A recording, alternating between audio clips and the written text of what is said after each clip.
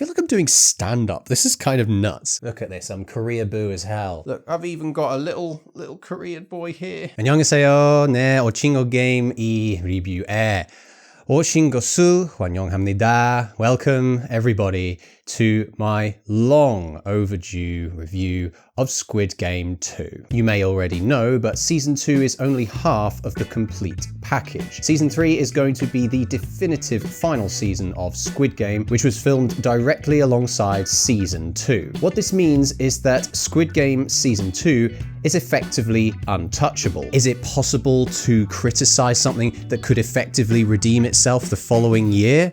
Well, if the answer was no, you probably wouldn't have clicked on this video. On paper, Squid Game 2 is exactly what you would expect. We have another bunch of people playing games where the cost for losing is death. Even my prediction of Junho and Gihun teaming up to stop the games came true. Trouble is, that's because there's so much familiarity and predictability, Squid Game 2 becomes almost a parody of itself. Squid Game isn't just about the games, it's about the characters that play them. If you find yourself not caring about the characters, their deaths won't have any meaning or emotional impact on the audience. Simultaneously, if you don't kill enough of them, the show just becomes boring. Over the next 20 minutes or so, I'm going to tell you about why I thought Squid Game 2 felt like a waste of time. For a better means of spending your time, I'd like to draw your attention to the sponsor of this video, Skillshare. After spending 18 months in South Korea, I've now returned to the motherland of cloudy skies and rain and have mysteriously forgotten all the Korean that I learned. Thankfully, I can refresh my memory and start revising the basics of Korean language with Kim Gi-hwan's classes on Skillshare. Skillshare is the largest online learning platform for creative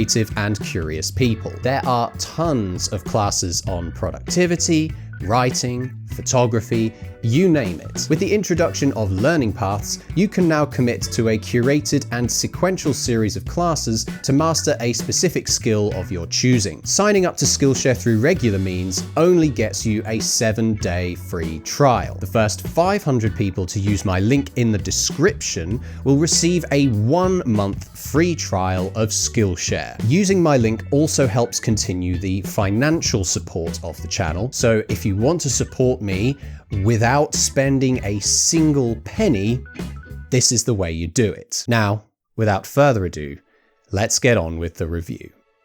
So there are a lot of new characters in this season. I'm going to be talking about them for a good while. We'll start with my boy Gihun because he is the hero of the story and he was pretty one note throughout the whole thing. The absently bored way he looks throughout most of it was like holding up a mirror to me watching this season. If he didn't achieve his goal of stopping the games this season, we can at least say he saved more people from dying. For now. In episode 1, we really got to feel Gihun's paranoia and fear by that fake out of his, and at least I can say Lee Jung-jae's performance of Gihun was consistent in this season. I also loved the irony that the only person Gihun could turn to help, looking for the recruiter, was the loan shark that nearly chopped his nose off in season 1. This is the same guy who had trouble reclaiming debts because those indebted to him had all vanished to play the games. If somebody like him was concerned about debt repayment, it makes me wonder how bigger institutions like the banks would feel about it all. In episode 2, they teased out a bunch of characters from the first season, namely Kang Se-byuk's little brother and Gihun's daughter, both serving as reminders for why he's using all his money to take down the game operators instead of spoiling them rotten. These characters are highlighted to show that Sang-woo and Se-byuk's sacrifices weren't in vain. I talked about this in more detail in my review of Season 1. You should definitely add those videos to your watch later if you haven't watched them already. Gihun now bears the responsibility for everyone, initially being the only player that has played the games before. This is most clearly demonstrated by that dream sequence he has. The design of this Dalgona really freaked me out for some reason. Gihun now becoming a complete hard ass was a very welcome change, though he might have become a bit of a dumbass in the process. With all the firearm training Gihun supposedly had, did he honestly think firing a gun at the driver and passenger seat would be a good idea? How did he know the frontman was in the car with him? His reactions to people being killed were surprising considering how numb he was to death by the end of Season 1. I honestly think the better route would have been to explore his pain going back into the games and reliving that trauma all over again. The closest we got to this was when his friend Jungbae was killed right before his eyes, and they couldn't even get that moment right.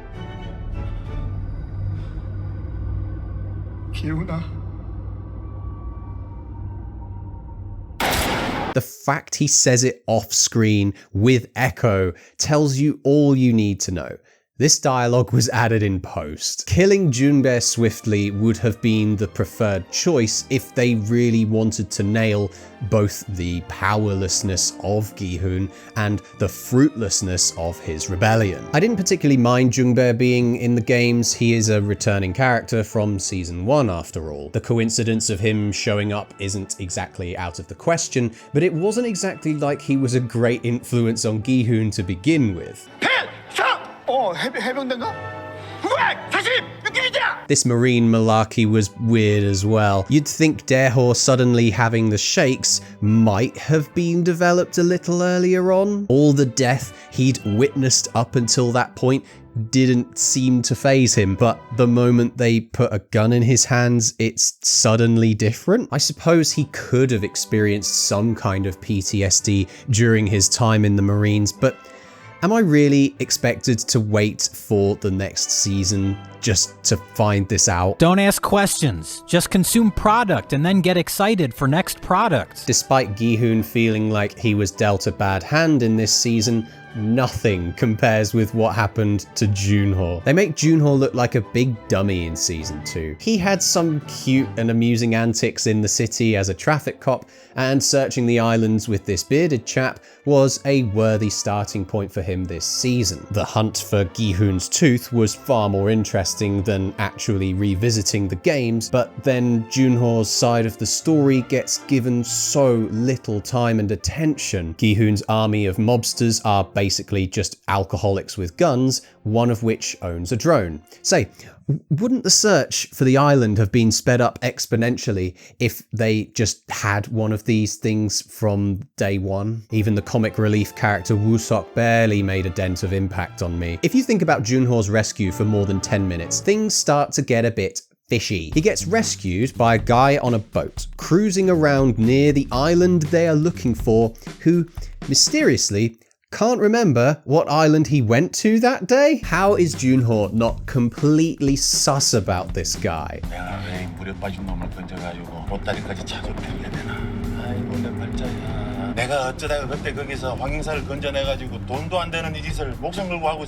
Is the captain being paid by the frontman to keep Junho distracted? I don't know about you guys, but I saw the captain's betrayal coming from a nautical mile away. In episode 2, Gihun gets escorted out of the club by the pink soldiers, causing Junho to run up to the entrance demanding entry.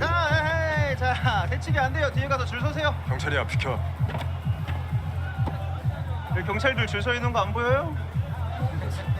아니 할로윈인데 경찰 제복이라도 입고 와야. He doesn't pull out an officer's badge or anything to actually prove he's police. He pulls a fucking gun on the bouncer. You think these party animals standing in line aren't holding replica weapons too? Oh wait, yes they are. All of the boat antics culminate in the discovery of a booby-trapped door. One of the men gets killed, but we never find out what was inside the door or if there was anything else worth exploring on that island. I like to think some kind of mutiny aboard the ship will take place in Squid Game 3, but considering how little thought was given to this subplot, I'm somewhat skeptical anything will come of it. The only other good guy, if you can really call her that, was Noeul, the North Korean guard who worked at Seoul Land. She had a great setup. The contrast between the big happy bunny and a cold-blooded killer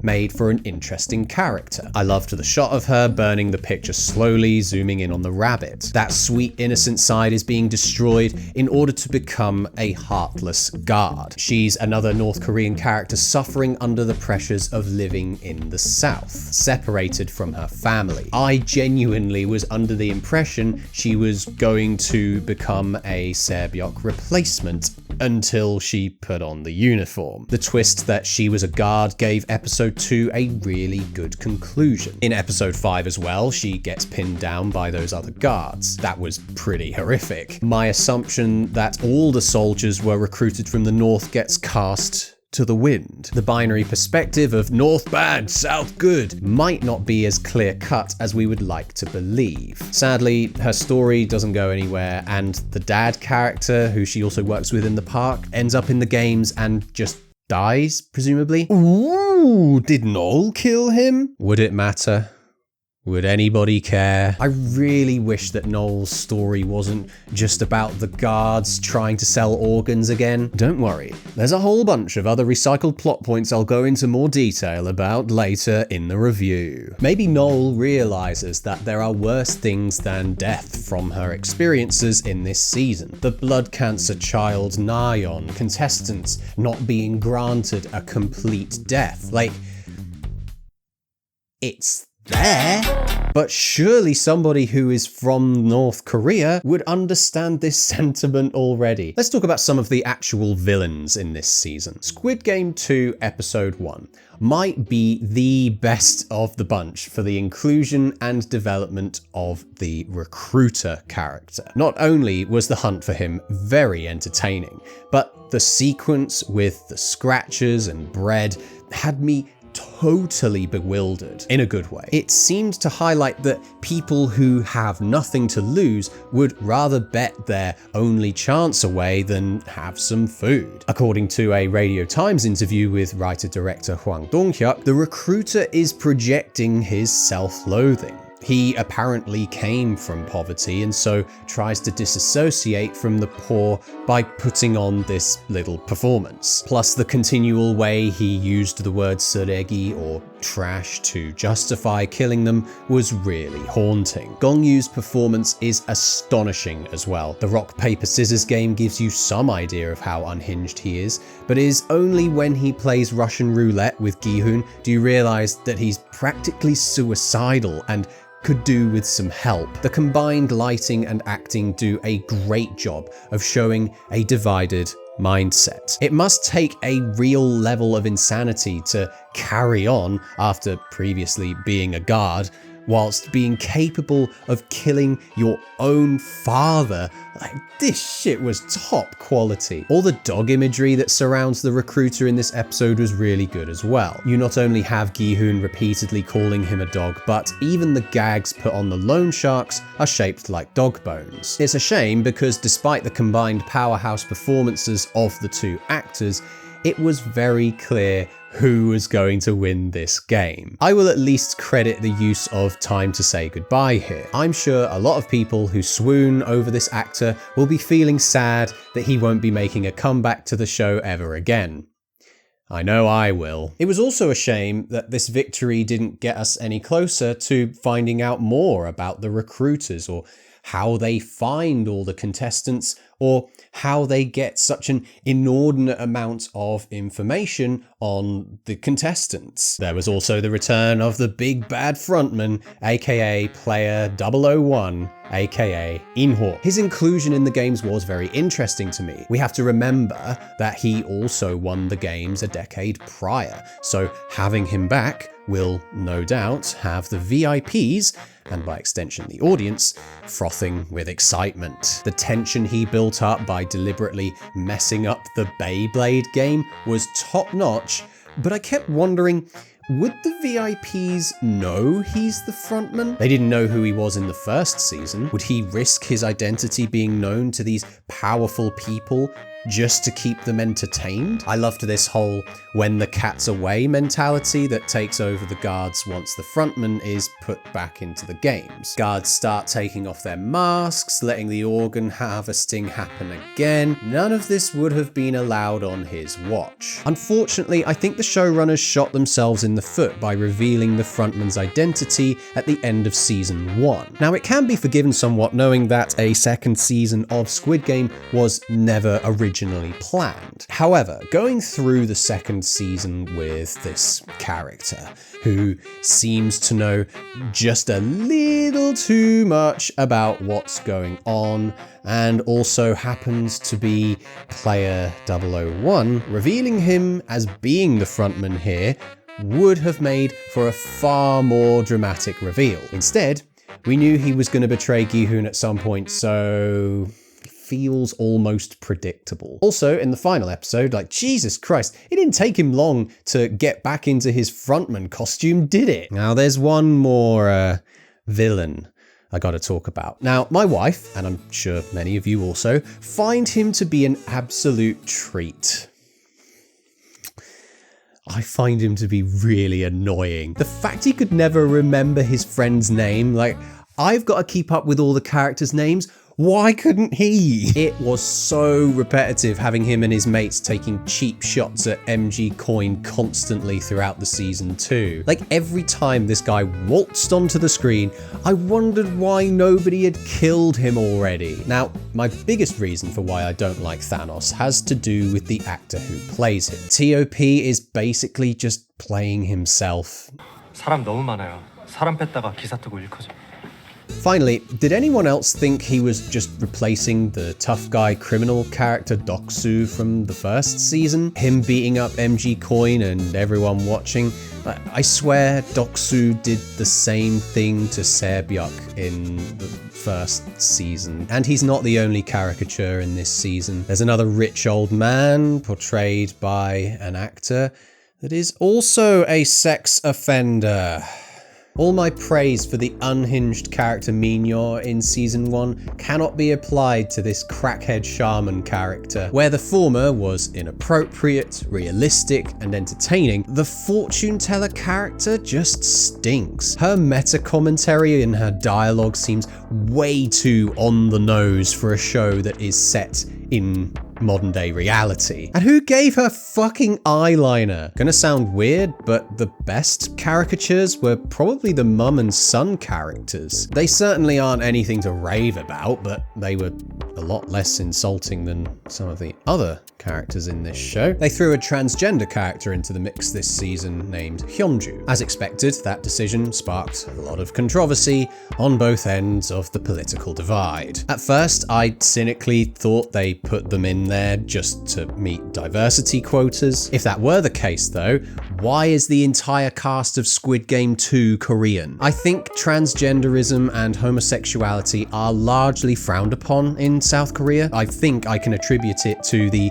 militaristic nature of the country, as well as the aging population instilling outdated opinions onto their children, grandchildren, and great-grandchildren. Gay marriage isn't even legal there either. This was probably why it was so difficult to find a transgender actor or actress to play the role, and instead simply gave it to a bloke. I think the bigger sadness is that the mere inclusion of a transgender character causes such upset from people. I personally am going to sit on the fence and say that this was a great piece of drag performance. I think in the context of the story, having a contestant that completely overestimated how much money becoming transgender would be was really interesting. Should changing your body cost so much money? I liked that the show had me thinking about questions like that. Sadly, I don't think Hwang Dong-hyuk cared enough about the character he wrote. The interviews I've read with him talking about Hyeonju can effectively be boiled down to him recycling the minority character archetype again. In the first season, it was Ali, who was a foreigner in Korea, and this time it's a transgender person. How can you even compare the two? I think that's enough discussion on the characters. I'm already going to ruffle enough feathers just by what I've said in the past 5 minutes. Let's talk about something else. Let's talk about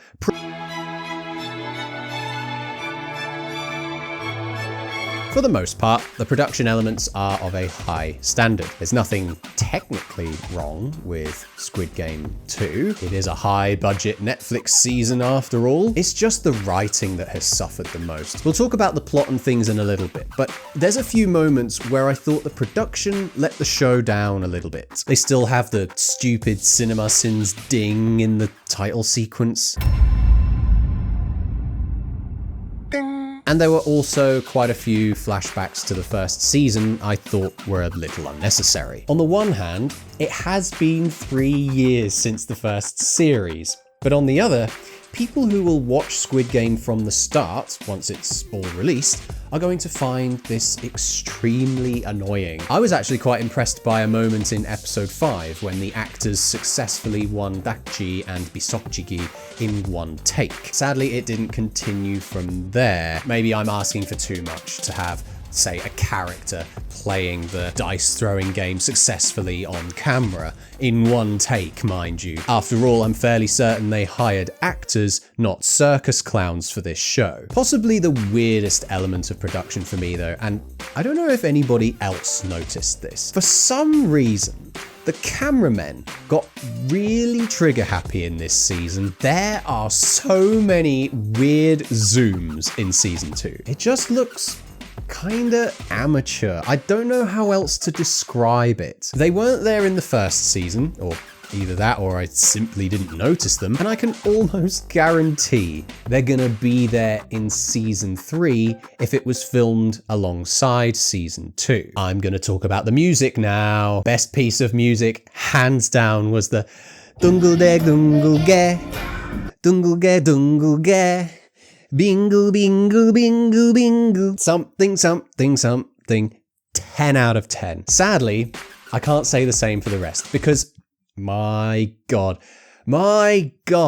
some of the music in this season is dumb. I really liked the score of the first season, and I really don't mind the recycling of that. It's the newer pieces of score and soundtrack that just suck. In episode 3, they play this remix of Fly Me to the Moon that just seems to glorify the killing instead of making me feel sad for them. And this buffoon jumping around celebrating the deaths of all these people, like, here we go guys, we're doing this again.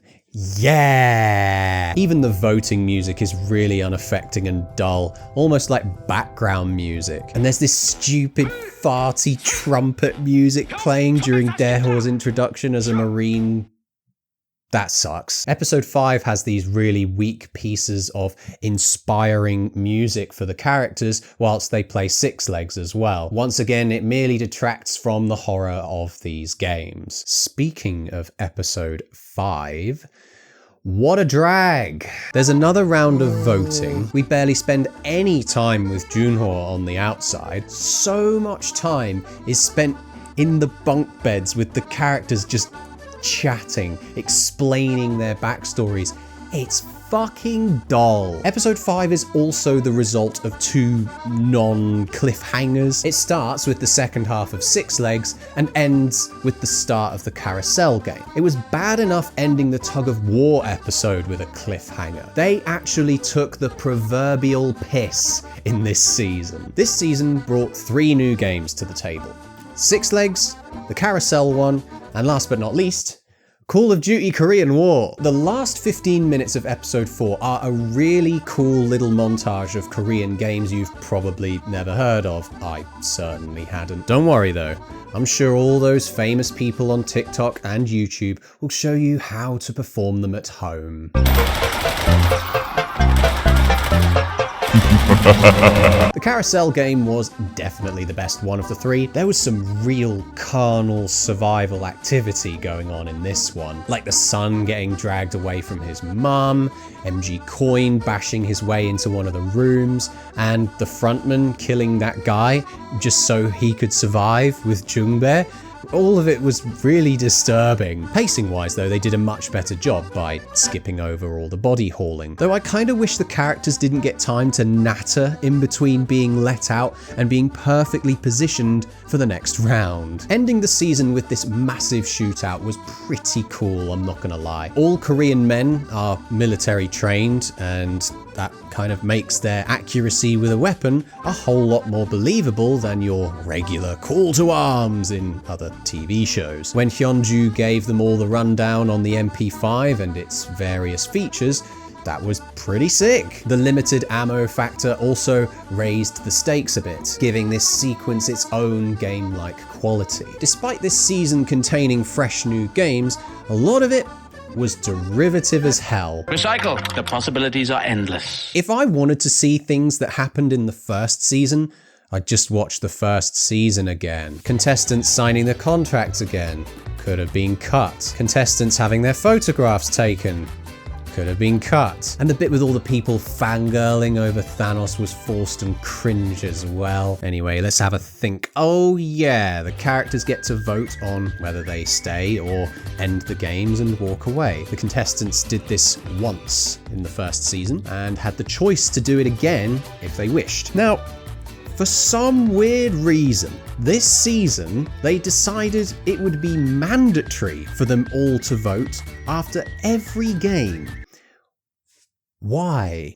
To pad out the series, presumably. I get that they were trying to show this division in society, but all it ultimately led to was another special game night attack, which they had in the first season as well. They played the red light, green light game again, made worse by a CGI bee. It took a whole 30 seconds after a gunshot for them to realize that somebody had been killed. The sound of a sudden gunshot didn't cause anybody else to jump out of their skin and then proceed to be killed. They recycled all the characters getting on their hands and knees, praying to the pink soldiers. They recycled the organ harvesting narrative, which I've already talked about. They recycled the whole misfit characters struggling to find a group to join. They even recycled the goddamn toilet visit at nighttime scene. We knew they were going to be let in.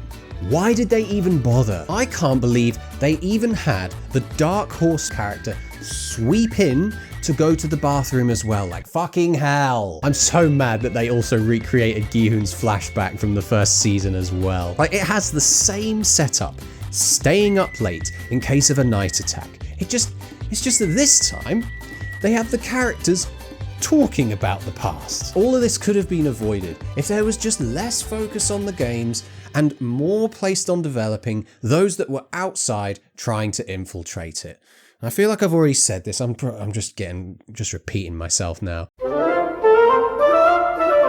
To round off this video that's way too long already, let's talk about the many conveniences of this season's plot and then maybe go to bed. For some reason, the loan sharks could hear the game of Dakji being played on the other side of the platform. Like, there's glass panels on both sides that would prevent them from hearing this. In episode 2, Junho gets knocked out by a fire extinguisher, and he's completely fine in the following scene. In episode 3, it's revealed that Thanos had a necklace stashed with drugs. You expect me to believe that the guards took away people's phones and GPS trackers in their false teeth, but they didn't take away this guy's necklace? I just remember how in the first season they were so adamant on the egalitarian nature of the games. Drugs are performance enhancers, no? How do we even know what he's taking?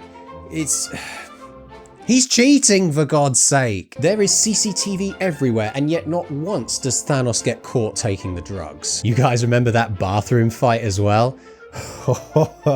Did all these men genuinely need to go to the bathroom at the same time just to create a pointless fight sequence in there? Also, so much for the no more interfering with the vote rule, guys. But they must have interfered because all the contestants in the bathroom came out from separate doors.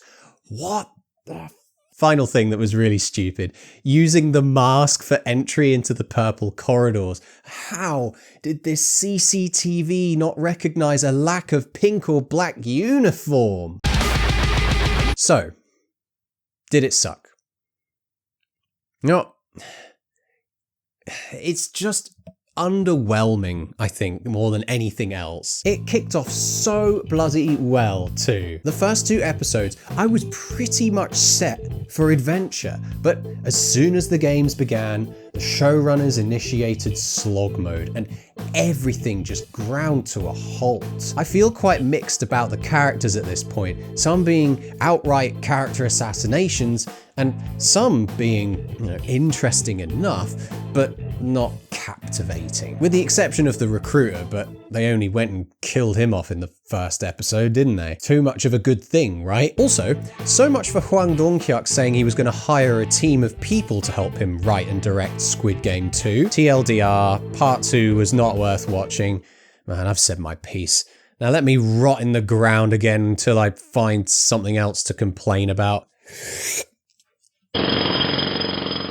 I give Squid Game 2 a 4 out of 10.